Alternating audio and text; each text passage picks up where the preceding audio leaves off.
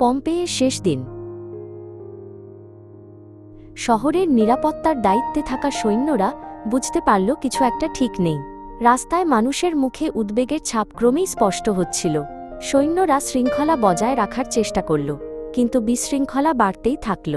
অবশেষে বিসুবিয়াস পর্বতের চূড়া থেকে কালো ধোঁয়া উঠতে স্পষ্ট দেখা গেল।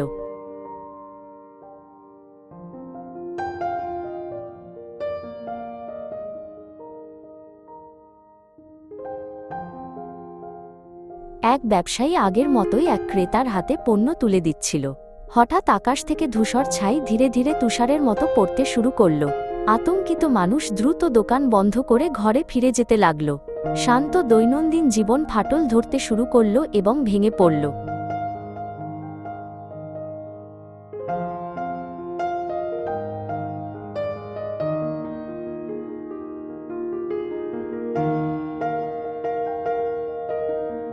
অবশেষে ভিসুভিয়াস পর্বত এক ভয়ঙ্কর বিস্ফোরণে অগ্নুৎপাত করল, যা আকাশ ও পৃথিবী কাঁপিয়ে দিল। দাউ দাউ জ্বলন্ত ছাই ও কালো ধোঁয়া মুহূর্তেই আকাশ ঢেকে ফেলল। মানুষ ভয়ে চিৎকার করতে করতে নিরাপদ আশ্রয়ের খোঁজে দৌড়াল। একসময় সমৃদ্ধ পম্পেইয়ের রাস্তাগুলো মুহূর্তে ভয় ও বিশৃঙ্খলার স্থানে পরিণত হল।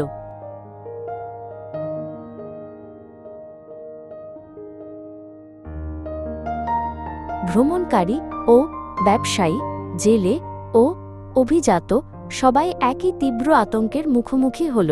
কেউ সমুদ্রের দিকে দৌড়াল, কেউ শহর ছেড়ে ভেতরের দিকে পালাল।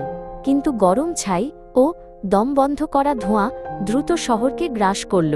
মানুষ একে অপরের নাম ধরে ডাকতে ডাকতে বাঁচার জন্য সংগ্রাম করল।